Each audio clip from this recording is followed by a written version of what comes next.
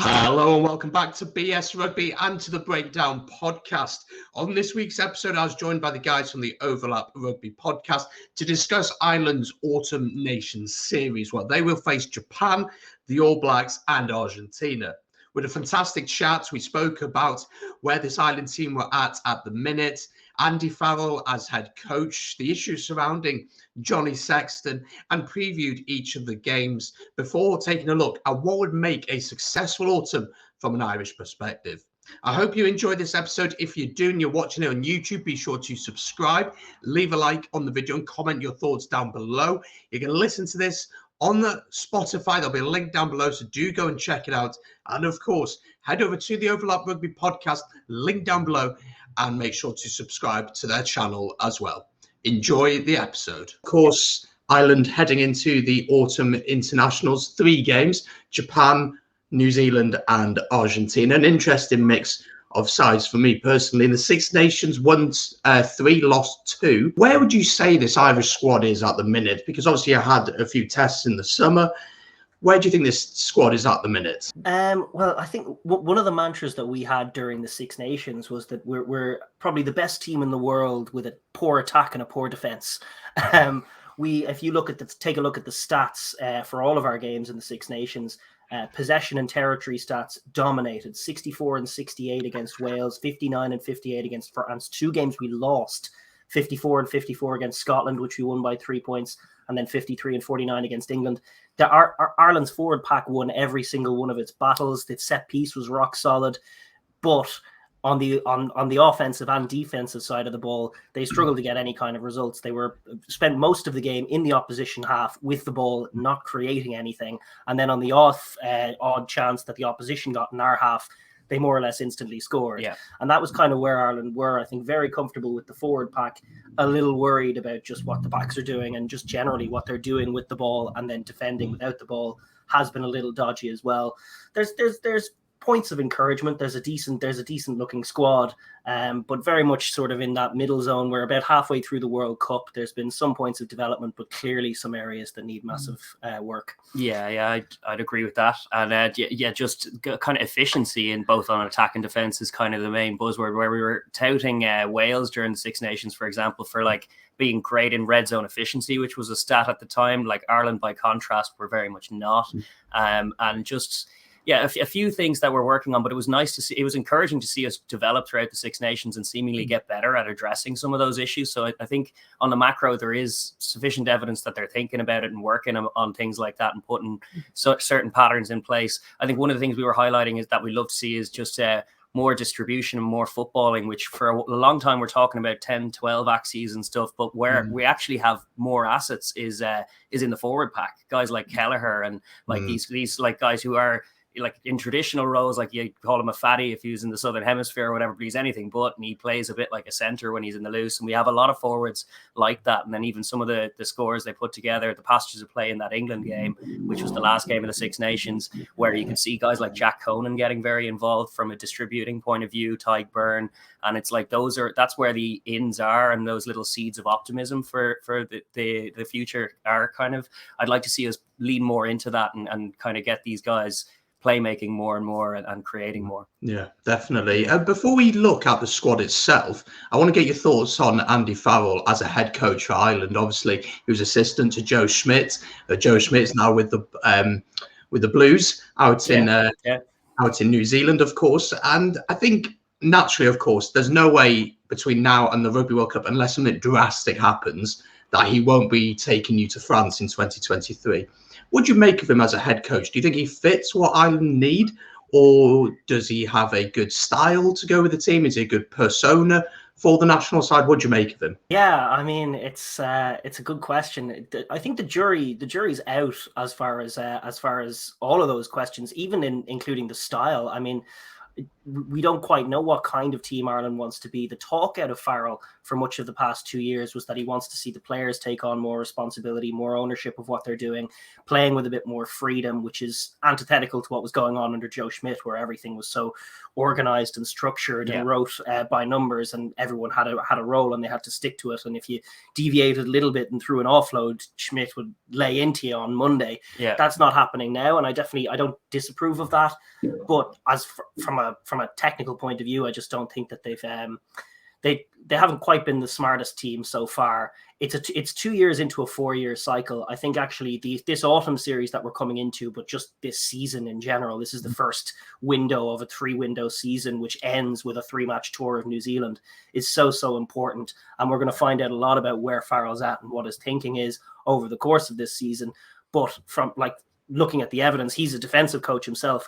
The defense hasn't been great. It hasn't been that energetic. I mean, for a team with likes of Josh van der Fleer and Robbie Henshaw in it, they give up way too many opportunities. They're too passive. They're not aggressive off the line. And then in attack, they tend to be very, very conservative.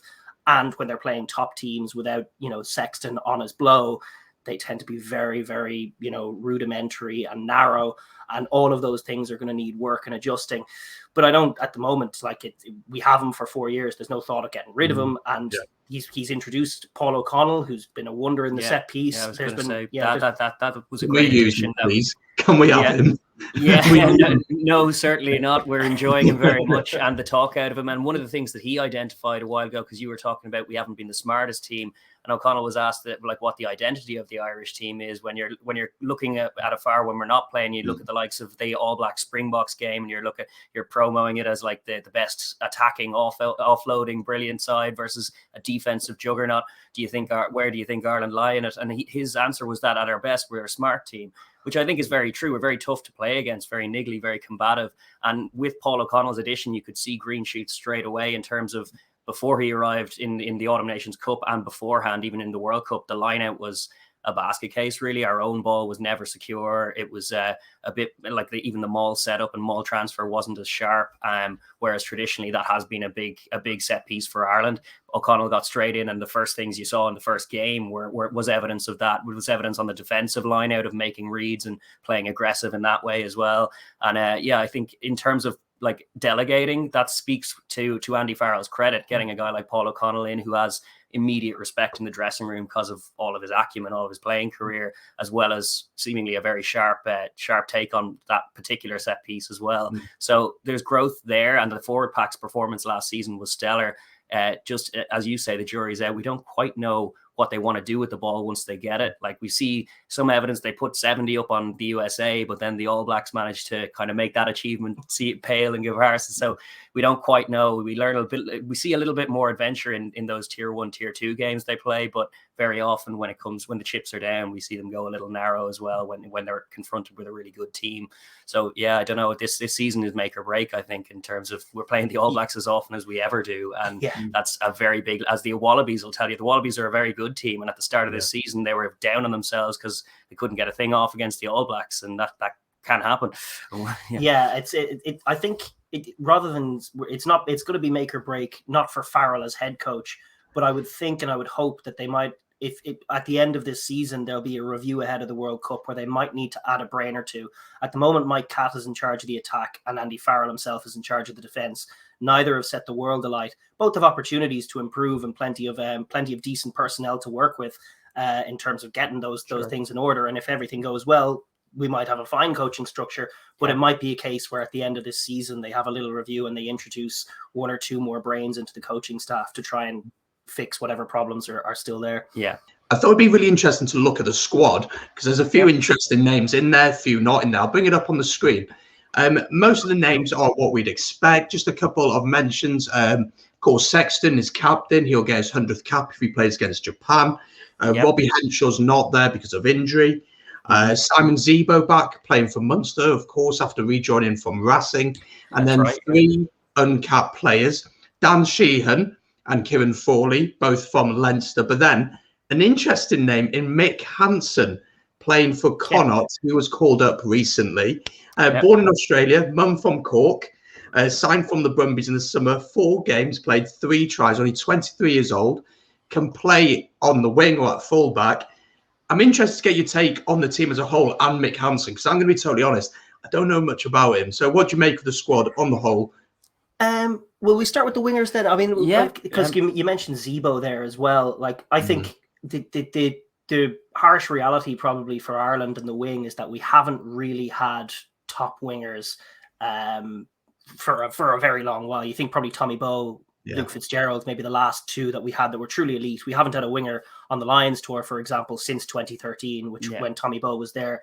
So you're seeing Zebo come back in. I mean, he's in his 30s now, but his form looks decent. He's a very similar player to James Lowe, who's also in there, exciting enough in attack, missing one or two pieces on defense. And I think Mac Hansen, again, a very similar kind of player. He's set the world alight for Connacht so far. He's been brilliant in open space. And himself and Porch on either wing, they're getting some good Aussie juju there and running some nice lines. But I don't know if he's going to make the step up necessarily, but I'm excited to pick form wingers. And actually, Balakoon is another lad who's in that squad who's taken every chance he's got, because he did play over the summer and looked very good in the green jersey, and he still lights it up for Ulster week on week, and he seems to have a long run of games as well. I'd like to see a lot of those guys get minutes, to be honest, because as you say, I think there are some jerseys up for grabs there. I think ultimately, Keenan has been the find of last season at fullback in terms of his very good ability to do very solid work, like you'd see the likes of Rob Kearney do for years, but also picks a nice line. Like, he played a bit on the 7th circuit before he came up. He can take a nice try. But yeah, outside him, I think we've kind of been chopping and changing, and I'd like to see form rewarded, to be honest, because I don't think we necessarily have top level guys in terms of, like, you look at what the All Blacks are bringing to the party, or a Cheslin Colby or someone. You don't have to look too far. Wales as well. Reece, Samet and Adams, they pick themselves. They're just wonderful finishers. We don't really have that. We have kind of nuts and bolts men. Like Keith Earls is still probably going to play for us. He's a solid operator. He's one of our top try scorers. Will grab a try if it's there, and probably won't make too many mistakes, but can be frustrating at times. It's a difficult position these days because the wingers have to do so much. If you're playing a team like the Springboks, you're going to be targeted all day. And if you are defensively vulnerable, you could be found out. And that's where a guy like Mac Hansen, or even a Zebo or a Lowe or a Larmer or a Balakoon or one of these guys can be found out.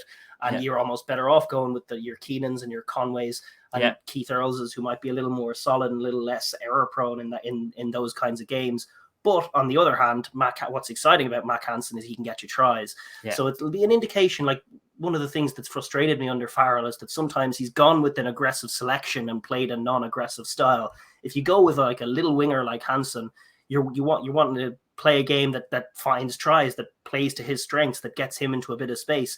Sometimes under Farrell, we've seen like Gibson Park be given a shot at 9, and then all of a sudden he's kicking the whole time when his kicking game is not that strong. So I think a lot should depend in terms of where he goes with it, on what kind of style you're going to see Ireland play. How are the wingers getting involved? Are they getting involved in the end of moves, or are they getting involved chasing kicks? So far it's mostly the latter. I think it's quite an interesting squad. I think the other big name to miss out for me, and I listened to Andy Farrell's press conference when he announced the squad, was the omission of Jack Carty, top point scorer in the URC this season already, most penalty kicks kicked, second most conversions. And he said that players won't always be picked on form. Were you surprised to see that Carty wasn't in there, or do you think maybe there's something more going on that we don't see? I'm not wholly surprised. I know there's a fair bit of uproar about that here in terms of on our own shores. There's a lot of calls for Carty, and he's very impressive when Connacht click, and like in that game that they hosed Ulster most recently, he's very impressive. But like, there are moments that he disappears in games, and that's it. Like, these things at test level do add up, and to be the sad truth is, it's sad in one way, but the fact is that Johnny Sexton's the best 10 in Ireland, remains the best 10 in Ireland, and unlike when he was taking the jersey from Ronan O'Gara, who had been the best 10 in Ireland very clearly until Johnny Sexton came a knocking, none of the other guys have really been a knocking in the same way, like to put their hand up to say, like, I'm the next test level 10 who's going to take us through the next decade.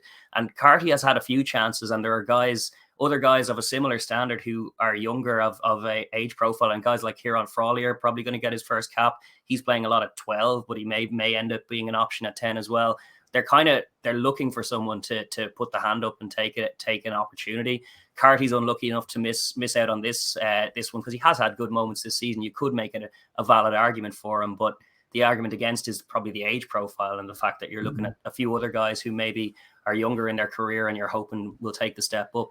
Yeah, I think clearly they've behind Sexton. I mean, they've got Frawley listed as a centre, but he can play 10, and they've got Carberry, who has been the backup, and Harry Byrne. Over the course of the last season, it was Ross Byrne and Billy Burns interchanging. They're both gotten rid of. Prior to that, it was Carty, and they didn't like what they saw from Carty, and so they're going to try and see if there's someone else who can take the seat behind Sexton. I mean, there's a lot of kind of mid-level options, but in behind Sexton, it's never really worked. Carty is one of the better offensive readers of the game that we have as a 10. I like Harry Byrne is so green, it's hard to tell. Likewise, Frawley. You know, Carberry has his issues reading the game. He's got loads of skill sets, but doesn't often see things well, as evidenced by that charge down he gave away by Carty early on in the URC. He's had a few bad moments so far this year. Carty, though, you know, he's kind of a hot and cold player who has good moments and bad. And I look at like the performance that Wales had against the All Blacks, for example, the other week, and you saw Gareth Anscombe up against that really, really good defense, just making one or two bad reads when they were shooting from the outside, and it really did cost them. And I think just about every 10 in Ireland, there isn't a 10 in Ireland not named Sexton who I trust not to throw maybe one or two picks against that All Black defense right now, and I would have Carty in that category. It's tough. I like Connacht fans are raving about him. I'm not optimistic about his ability to step up and play against the top defenses in the world at test level. But then I am about any 10s really. So they've gone with young guys, which I can't begrudge, but it remains to be seen. For the time being, it looks like it's kind of make or break with Sexton, which is dodgy enough given he's 38. yeah, indeed, true. Let's move on to the 3 games, because you got 3 interesting games in Japan, New Zealand. It's not, it's quite an easy game, that I think. Sure, yeah. And then the Argentinians. If we start with Japan, look at the past 3 games, and between you and Japan, and I don't want to take you too much back to 2019, the Rugby World Cup, but last game obviously was back in the summer, 39-31 against Japan. I'll chat a little bit about what I thought about that game in a second. And then obviously the World Cup happened, 1912, Japan getting a win there. And then the game before that was a win for Ireland as well. And I was looking at that highlights of that game back earlier on, and I felt like 2 very contrasting styles trying to play. Japan really wanted to throw the ball about, looking for the little grubbers in behind, the little chip kicks, while Ireland really went for that power game, really trying to bully Japan up front. Do you think that would be the same tactic that will be used by Ireland, just bully them up front, win the physical battle? Yeah, I would say so. I would say that's definitely the first part of the plan, always for Ireland. And we saw that throughout the Six Nations, they pretty much succeeded. That was what was frustrating, is that they succeeded in that in all 5 games. They won the upfront battle in all 5 games, and they were dominant. They were able to generate 60% possession for themselves. But as you were highlighting, when they did cough it up or get caught on the turn, it was a try almost instantly, whereas all of our huff and puff on the other end and all the many phases didn't amount to that. So, I think it will be the exact same plan. It is a bit of a clash of styles, us v Japan, in terms of we would traditionally go a bit more narrow. We would lean on things like line out set piece to maul, to try and get ins like that, and scrum as well. We've been scrumming quite aggressively. Actually, all the provinces have scrummed more aggressively to start this season as well. So that's one thing I would like to see translate into test level. Our scrum was very good last year by being solid, but if we could add an aggressive dynamic to that, that will be one way that they will look to attack Japan, and then the All Blacks as well, because they don't want to engage in a shootout with the All Blacks or really Japan. We kind of did engage. We picked a load of, like, the Lions were away and whatnot, and we picked an interesting team to play Japan, and it did kind of play out as a shootout in Dublin, despite us trying to kind of rein them in a few times. So we'd like to see that kind of under control a bit more, and they will be emphasizing defending our own white line and keeping tries off the board as long as possible, being physical, being aggressive, and trying to shut them down with our attributes, which are like our loose forwards and the guys that they'll spring on the bench. They are very, very good.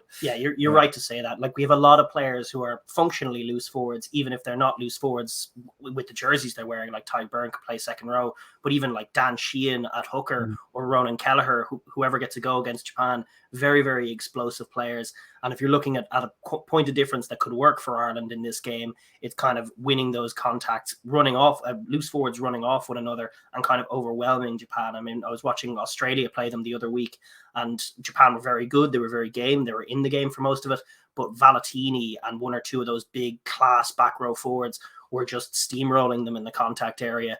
And that's the point of difference that Ireland would like to think that they have on Japan, and they will try and use to hopefully see the game. Well, even the game going back to the not the one in the World Cup, the one before the World Cup, way back when, guys like Jack Conan looked monstrous in that game. I recall he was swatting Japanese jerseys aside, and big power runners like that getting through contact and getting the hands free can be enough to kind of just smash through and break what is a otherwise very tenacious and very organized Japanese defense. Yeah, I think with this Japan team, what you really have to do, you have to dictate the play. You can't let it get scrappy, get messy, get open. If you can dictate the play, you can play the territory right, you can play the kicking game well, and then you can just dictate the game and you can control the speed that you want from it. And then I think the Japanese may find it a little bit more difficult to get a foothold in the game. I'm fascinated to know, what do you think the team selection will look like? How strong do you expect Farrell to go with it? We're going to expect Sexton obviously to start, to get his 100th game. What do you think this team selection will look like? Do you think it'll be strong, or do you think it'll be a bit of a mix? I don't know. I think that they might. It depends on what they're seeing in camp, how confident they are. But I think, given the fact that you've got the All Blacks the week after, you might be treating this as a proper dry run and trying to go, full hog at them. Like, I'm not even sure what the Ireland first team is at the moment, given there's been curiosities in Leinster with Cian Healy switching to tight head and Andrew Porter switching to loose head. Is that something that they're going to look at? I think all of that needs to be figured out in advance of the All Black game, because the All Blacks look so good. We just cannot be caught cold in that game. So I think outside of maybe one or two contentious positions, maybe in the back row, there's just so many options. It's difficult to see where they'll go with it. I think they will pretty much go with the first team. I think we need to know what the centres are going to look like for this little 2-game spell.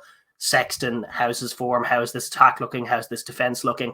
There's going to be a valuable 80 minutes for that. So I would be surprised to see him go, with a weakened team. I think it'll be pretty much minus one or two, the team that plays the All Blacks. Yeah, I would say so. I think they might throw a few kind of caps, similar to sometimes you see Leinster do mixes of that, like squad, like not necessarily a B team at all, but like many experienced players and a few sprinkled. I think this will be kind of the inverse. It'll be mostly the A team with a few possible new caps on the bench or something like that to kind of throw in as well, and a few, like, as we were highlighting the wingers. I wouldn't hate to see any number of the wingers who are in there take the field in the Japan game. I don't think it'll be fully about the wingers when we win. If we do, I think like they might get on the end of a few tries, but that's not where the game's going to be decided. So yeah, we want to kind of iron out a few decisions in the pack in terms of who's going to be taking on those All Blacks. And I think the more judicious spreading of caps will be happening during the Argentina game. I think once all is said and done, I think that might be a changed side by the time we reach that. Yeah, I'd agree.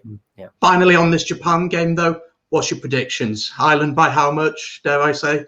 Yeah. Well, you may say I'm definitely going to predict Ireland by some amount, but I'm hopeful that we can get it more than a score this time, because we haven't done that the last few times we've played them. The last couple of times we played them, we just haven't been. We've started well on a couple of occasions and not been able to impose ourselves on them. And I would like to see, tethered to your point, an emphasis on defensive kind of robustness and being responsive to their chaotic play and their kind of high tempo offense. An ability to shut that down is what I kind of want to prioritize. So I would like to see something along in the line of 28 to some amount in the teens. Hold them to less than 20. Hold them to less than 20 would be a nice point to try and do from a defensive point of view. Yeah, I'd be similar. I mean, I don't think the scoreline matters as much as the performance. I want to see us stand up to them on defense. I want to see us own them up front, and then just apply pressure, and no amount of chaotic skills should be able to unpick us if we're on top in the contact area and on the advantage line. And that should be the story of the game, that they just can't get a thing off because we're bullying them.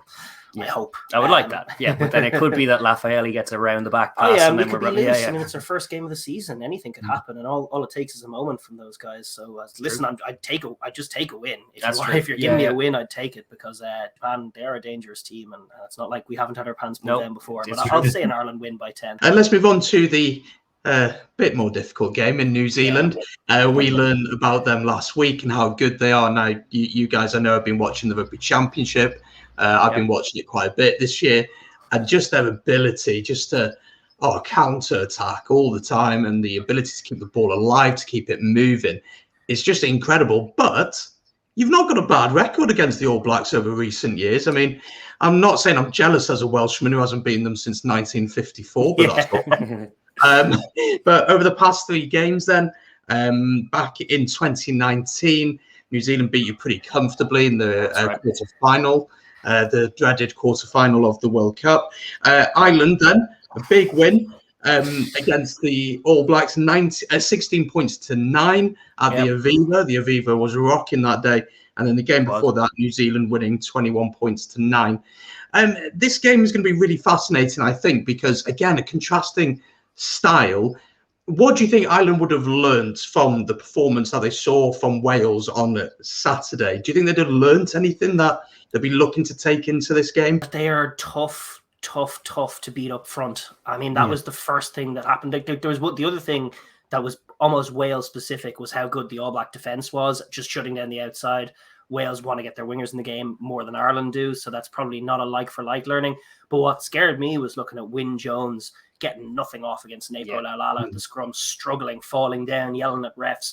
They coughed up scrum penalties. They coughed up lineouts. Like the All Blacks, you see them beaten in those areas against the Springboks, and you think maybe that's the point of vulnerability. But their floor on every single area of the game is so high. Their line-out reads are spectacular. Brodie Retallick and Sam Whitelock back together, so good. Their set piece is actually rock solid, and that's where we're looking to take them on. It could just as easily go badly as it could go well. But I think it'll be an encouraging test for what Ireland want to be. We back our forward pack. We like to think of ourselves as explosive. How much can we replicate what the Springboks did to the All Blacks in those 2-game series? That's, I think, what Ireland are going to be focusing on. Can they really get on top of the All Black pack to that extent where they nullify them and don't give them any go forward? And then maybe, the All Black offense, is it as good as all that when they don't have front foot ball? The Springboks certainly own them, but that I think is the main focus of the main point that Ireland will be looking on. But it's a heck of a job. It is, it's very often something that Northern Hemisphere sides would say when certainly traveling down to the All Blacks to take them on. That's like the first port of call. Let's take them on at scrum time, take them on in the tight. And like very often it does backfire because they are more than competent. And like even last season when their offense wasn't as purring, it was their set piece that was seeing them through games in that Tri Nations. They were bullying the Pumas and the Wallabies pretty consistently up tight, and those are very competent packs as well. So if you're going with that as your only in to try and dominate them up front, it's going to be very, very tough. And the Springboks showed you, showed us by a 2-game series in which they dominated well north of 100 minutes of game time in terms of just the play and owning where the ball was. But still, the All Blacks with that offensive instinct and that penchant for grabbing cheap tries will make you look very silly if you switch off for a moment. You have to be very accurate and very physical to dominate this All Black side for any length of time. And then you have to, as we've shown before in the 2 games in which we've beaten them, we've managed to be accurate with the ball ourselves and create a bit. In the tight one that you were showing, the 19-9, that was one that was built on defense and built on a forward pack that was fancying taking them on all day and being accurate all day. And then one moment of one strike move was enough to see the difference between the teams. It was also, I would note as well, like we talk about the All Blacks as almost this mythological creature in the ether, that All Black team that we played in 2018 was a team on the decline. It was a team towards the tail end of Steve Hansen's era. They lost their sense of identity, really starting with that Lions tour that they blew, that they should have won.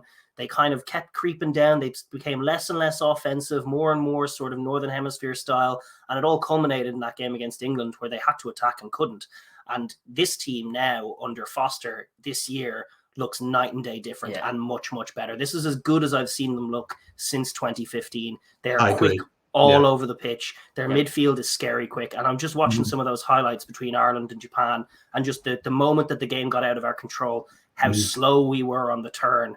The All Blacks will, if we are not razor sharp on defense, they will eat us alive. Like if they put Rico in at 13, you've got like Bowden Havili and Rico in that midfield channel are guys to a man just way slower than them. It could be like it's good. You're going to have to be so defensively alert. You're not going to have Henshaw, who's by far your best defensive back. Yeah, it's going to be like a hell of a job on the defensive side of the ball to rein them in, and they're going to be way different to what they were in 2018. That's true. That's true, and more like what we saw in that Chicago game. That was a high scoring barn burner that in which Ireland had to score north of 30 points to keep that win alive, and that'll likely, if we are to succeed, it'll likely involve scoring that amount of points at the very least, judging by this All Black side who've racked up 100 twice in a season, which, as much as people like to dismiss those games, like we played that US side, put 70 on them, felt very good about ourselves. There's only one side in World Rugby scoring in hundreds these days, and it's the All Blacks. So yeah, it's very easy for a game to get away from you very quickly when you're against them, because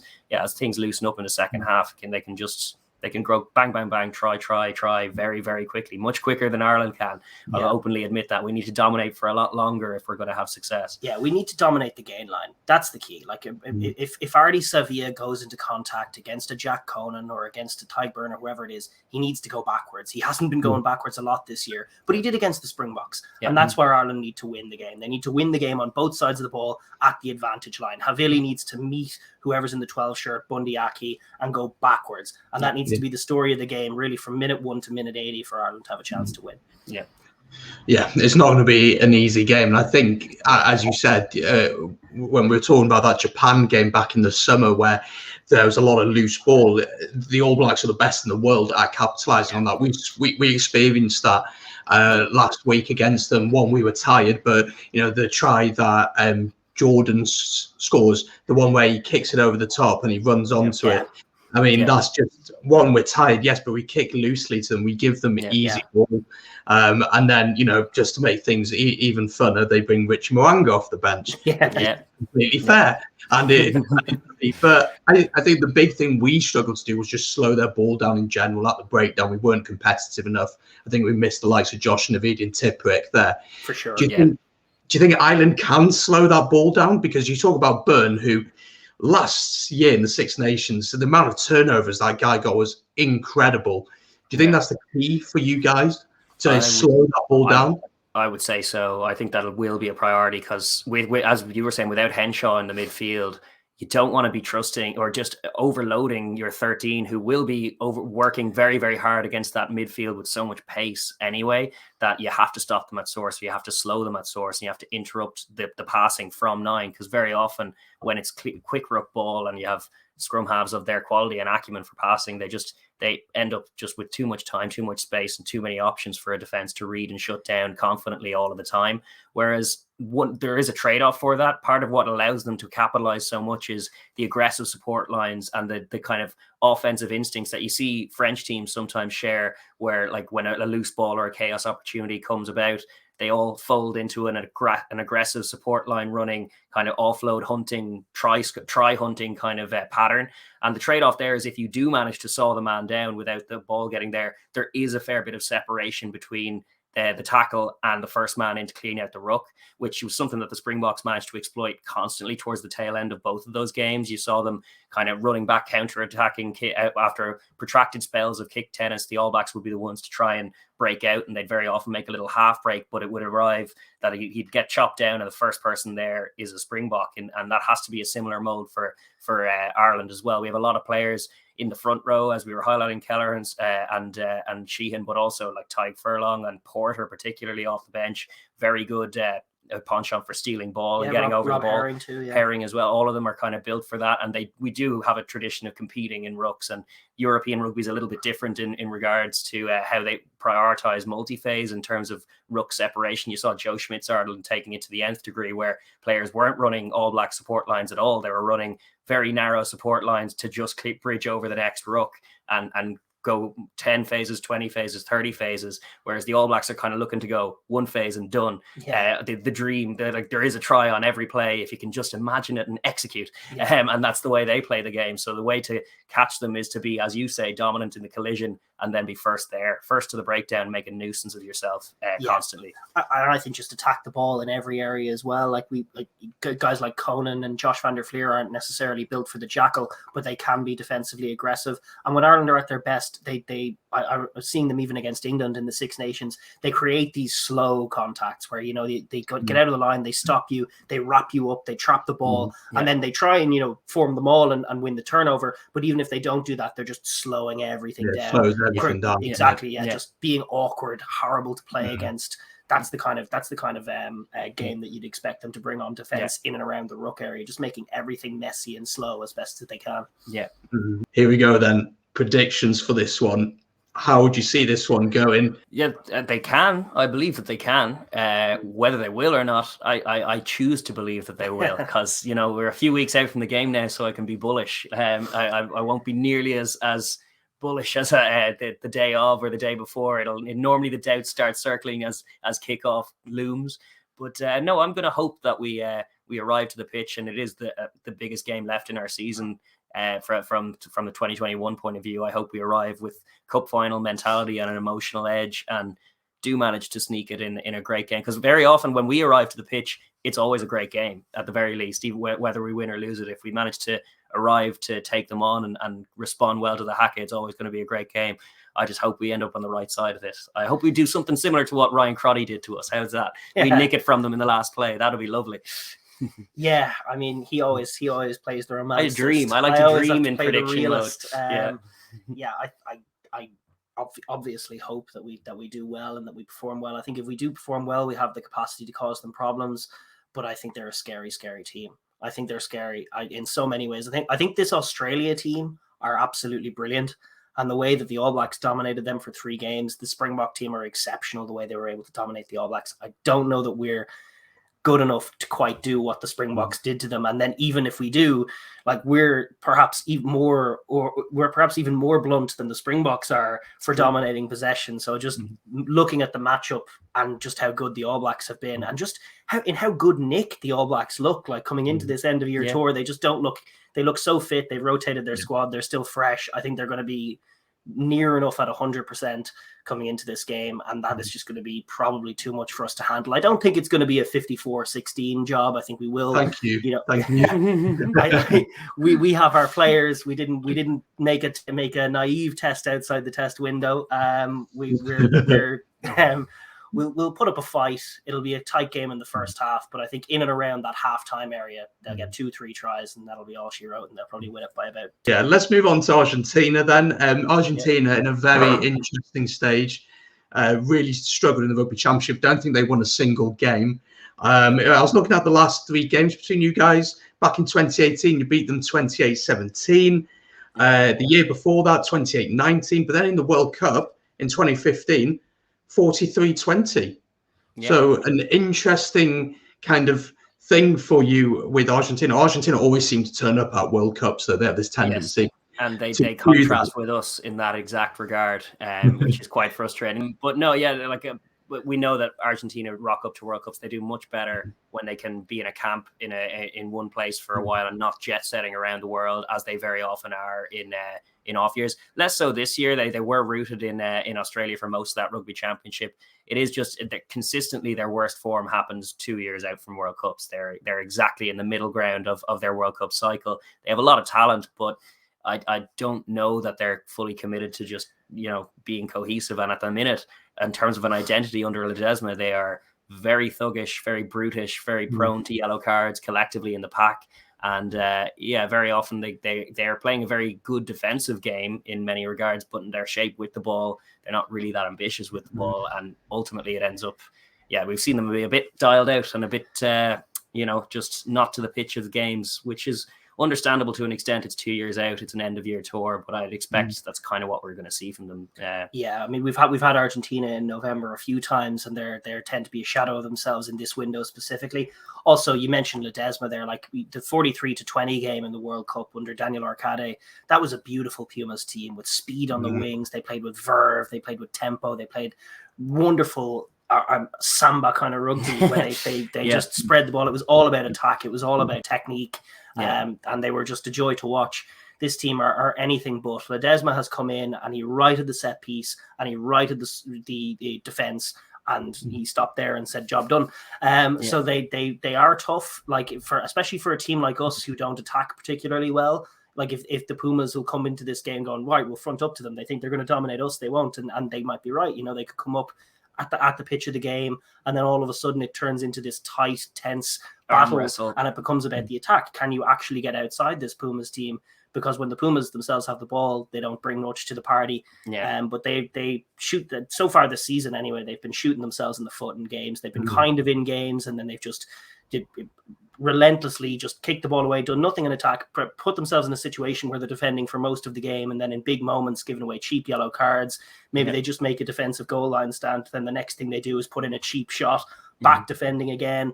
So it'll these games for the Pumas have functioned like a training run for their opponents, where you just work against a really solid defense and eventually unpick them. Yeah. And that's kind of been how it's gone. I don't want to be too dismissive, just in case the surprise happens. They're still a competent team. They're not a tier 2 team. They're a very competent tier 1 team in that sense. They've got some great athletes and some great players. But as far as where the squad is at the moment, I don't really see a major threat coming from them this November. No. Yeah, I watched them against the All Blacks a few weeks ago, and they just could not score a try. And they had this one opportunity where they were right on the try line. They just needed to get one offload off, and they still managed to mess it up, and they didn't manage to get the try in the end. And the likes of Nicolas Sanchez, he's not really starting right now, though they've got a young 10 playing who's looking quite decent. Let me give you two situations. So Ireland come into this, they've beaten Japan, they've beaten the All Blacks, maybe. Yeah. And you come into this game, is it all changed then? Is it Andy Farrell's like, right, people who maybe haven't had their debuts or maybe have had limited game time, we're just going to throw you out and give you a go? Do you think that would be Andy Farrell's way of doing things? I'm not certain. If, as you're painting, we've won both games, I'd say there'll be some rotation without kind of removing the core of the team. I would imagine. I think that they'd give a fair few more new caps, and there'd be new cap guys. Like the bench would be a lot of the squad guys who hadn't got a run out in the previous 2 games. But I think, like, for the most part, you'd see a similar team take the field just to try and sign off the series with a win, if that is the scenario they're going into the last one with. I'm not actually sure I agree with that. I think that no matter what, you're going to see a similar team play Japan, New Zealand, and then a more squad team play Argentina. I think you'll probably change more than half the team regardless, just because of the attrition of back-to-back weeks of Test rugby. I mean, guys who started in the back row in both of those games are going to be a shadow of themselves. We've got decent depth. We have to get a look at some of these guys. Like if Stuart McCluskey, for example, who's in decent form for Ulster, doesn't feature in the opening 2 weeks, I'm not sure if he's a plan of in Andy Farrell's plan or not. Like, he's a guy you could throw in against the Pumas, who they're going to want to take a look at. I think we do back our depth enough to not pick like the exact same 15 in back-to-back weeks or even close to it. I think we are going to see a change squad. Someone else will get to go at 10, someone else will get to go at 9. You might see someone like Ringrose, who had played the 2 games, maybe captain the side or something like that. There'll be 1 or 2 senior figures, but I think for the most part he will change it up for that Argentina game and back the squad to get the win. Finally then, what do you think makes a successful autumn for Ireland? Is it winning 3 games? Is it winning 2? Is it developing some players? Or is it a mix of everything, do you feel? I think it will be a mix of everything. I think ultimately what it will hinge on is how the All Black game goes, both in terms of result and mainly performance as well. Like that, like if it's a blowout defeat to the All Blacks, then regardless of what happens in the other 2 games, it'll be very difficult to spin it as a positive autumn campaign, I'd say. Whereas if we're at the very least competitive and combative and give them a proper game and win the other 2 games confidently, I think they will declare that a success, and it would be a success.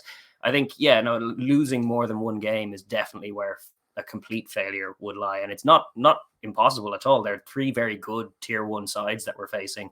So like it's potential there, but they'd like to keep that Aviva home record going and look very good and strong at home. That's kind of what their goal will be. Yeah, I mean, personally, the whole question of evaluating success doesn't matter too much when we know Andy Farrell is in charge for the next 2 years. So, like, personally speaking, I'm not as focused on results as I am on performance. I just want to see us kick on from a forward point of view. I want to see us the set piece continue to be imperious. I want to see us really break out as an elite pack and turn a few heads as potentially, like in the last 6 Nations, we were the best pack in the 6 Nations. Can we continue to be that way? And then I want to see us develop the attack and the defense. And if I see enough evidence that, the attack looks better, the defense looks better, the pack is still great, then that's a success. Finally, then, where can people find you if they want to check out what you do? Because I know you make some great content. Yeah, we're pretty exclusively YouTube at the moment. So it's YouTube, search Overlap Rugby. I think you can go youtube.com/Overlap Rugby podcast. You get a link to our stuff. We post a long form show every week, as well as some sort of shorter vids broken down from that show, just previewing all of the weekend's games. We're going to have another one out later in the week. So yeah, if you're interested in seeing what we have to think about all kinds of rugby, check us out there. Yeah, and if you want to follow us at Twitter as well, it's @Overlap Rugby. That's right. That's it. Yeah. Perfect. So there we go. That's the Breakdown podcast for another week. As always, if you have enjoyed and are listening on Spotify, make sure to give us a review and follow us.